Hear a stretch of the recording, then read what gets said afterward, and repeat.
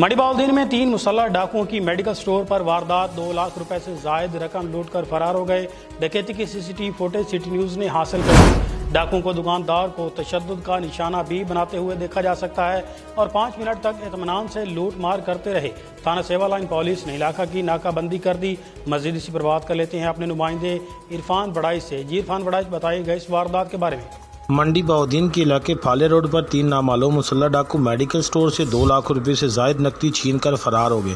Police के मुताबिक 3 मुलजिमान दुकान में दाखिल हुए और असला की नोक पर 2 लाख रुपए से जायद नकदी लूट कर फरार हो गए।